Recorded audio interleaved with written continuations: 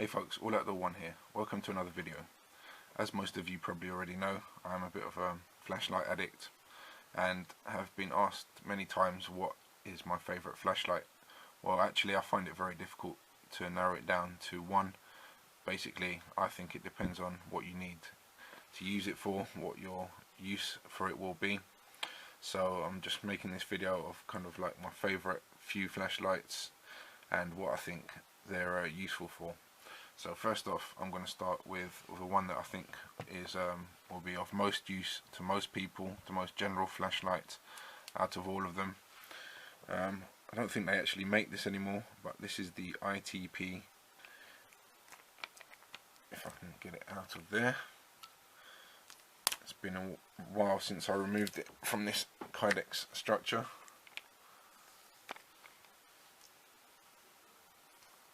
It is built to just add a bit of versatility to the light. There we go. So why is this flashlight good? Well, first of all, it runs on a single AA battery, but also it can run on lithium 3.7 volt 14500 batteries, which is what I've got it running on at the moment. Very solid, durable design, as you'll see. Not the prettiest of lights, but that's not why I chose it. I just chose it for its immense practical applications. So already it runs on 2 batteries. Obviously you get a higher output with the 3.7 volt lithium battery, but still has a decent output using standard AA's or any loops, for example. I seem to get good levels of brightness with. So first up, we've got a slightly protruding tail cap switch. I like the way it sticks out, makes it very easy to use with gloves on, for example, or in the cold and wet. Features a decently strong pocket clip. I don't use that personally, but it's there and it's facing the right way for you to stick this onto the cap, onto the brim of a cap, for example, to use it as a headlight. So that makes it very good for hands-free lighting, for example. Another reason why this is so versatile.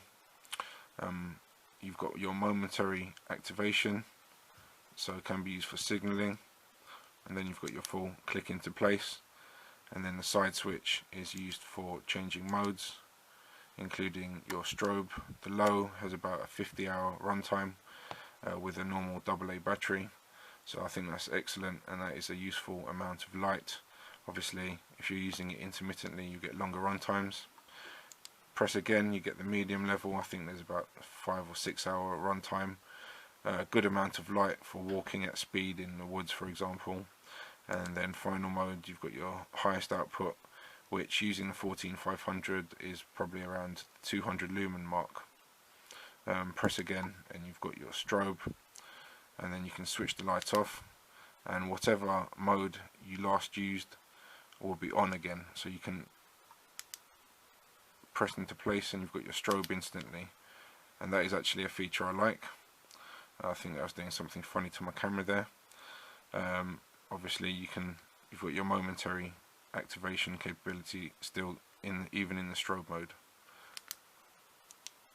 Another feature is the infinite beam adjustment, they call it, which basically you hold down the side switch and it just ramps up to full brightness, down to lowest level, up to full brightness again, and basically anywhere in between you can just let go and it will memorize that mode, so when you switch the light off it will come back on at exactly that same power. So it's nice because there are no surprises then, because you know exactly where you're going to be when you hit the light. Another great feature of this light is the fact that it has a nice smooth reflector, which for a light of its size is nice and deep, so it has a surprisingly good throw actually. So that's another reason I recommend it. Good sharp focused point and a nice side spill as well. That's why I think it's very versatile. In the lowest mode it's good for preserving your night vision, and is sufficient for doing tasks around camp, for example. As it's AA battery, also good as an EDCer, I suppose. but good for survival kits. Nowadays this sits in my bug out bag, and I think it's a good one to have in there. Obviously it's got a nice IPX8 waterproof rating, which I have actually tested out by submerging it for about an hour, and worked absolutely fine. I've made a little adaptation here, so alongside the light you can also store a AA battery, so that's about at least 100 hours of illumination there. So that's my choice. That's the ITP, Jesus, I forgot the name of this, SA1 Illuma. As I said, I don't think they make this light anymore, but if you can get your hands on one, I'd still recommend it.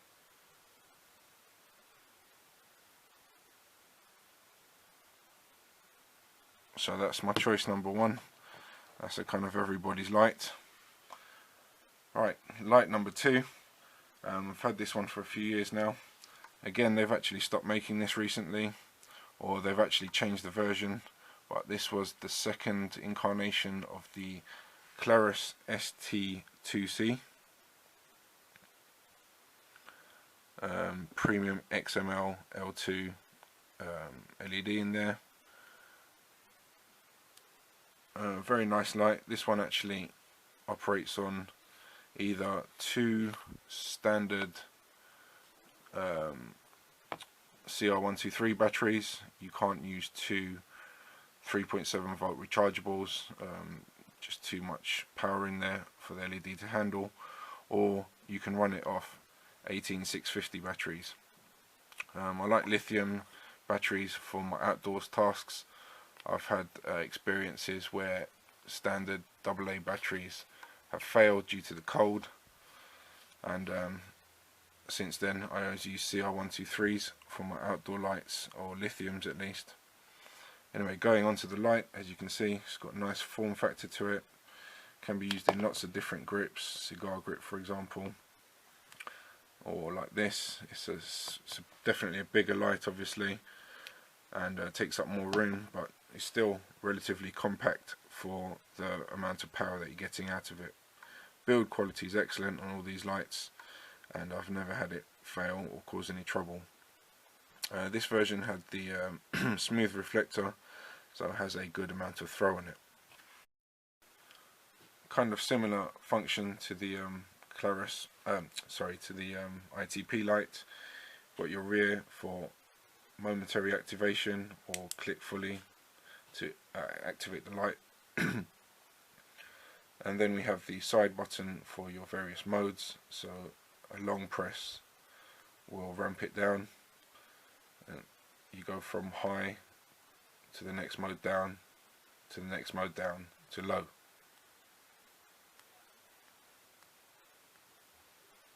To access strobe, you double click, and you've got a really crazy variable strobe at full power, which is really quite a mind melter. Press and hold again to give it your standard SOS 3 blasts by 3 pips. So you've got your nice outdoorsy functions there to attract attention, help, or to disorientate and confuse. Does have memory function, so whichever mode you last used will be the mode it comes on in. This does not apply for the strobe modes, and as I said, to access the strobe mode you just double click and it always comes on. Interesting other feature, if you've got the back pressed down and then you press once, so you don't press and hold, you just press, it switches the light off, and now it's in standby mode, so you can instantly access strobe if you wanted to straight from off. It'll come back on in the last mode memorized. Funnily enough, in actual throw, this probably does match the Claris. However, the Claris is like a wall of light in the amount of output it has compared to the ITP. Obviously, for wilderness lights, there's no charging points or shops to buy AA batteries, so I prefer to use a lithium battery with a denser power base, and doesn't get affected by the cold so much. So I definitely still recommend this light if you can get hold of it. That's the middle second generation of the Claris ST2C. And here's another light, a bit off the wall, but I just love the form factor of this one. This is the DQFerry. It's a mule light, so it has no reflector, it's just the machined brass body. Installed this one with a tritium, so that lights up nicely in the dark, easy to find. Simple twist for low mode, twist further for brightest mode, which is 130 lumens, which is bonkers bright for a light of this size really. Running off a tiny 10180 rechargeable 3.7 volt lithium battery. Obviously the output on high is about 10 to 15 minutes, but not bad for a kind of keychain or sort of round the neck necklace kind of light. Good for little blasts, and obviously you can recharge the battery, so no need to worry about running costs.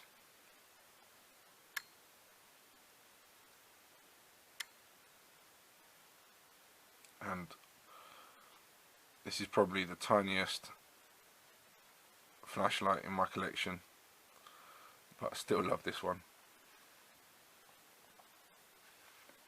So these are my greatest flashlights of all time.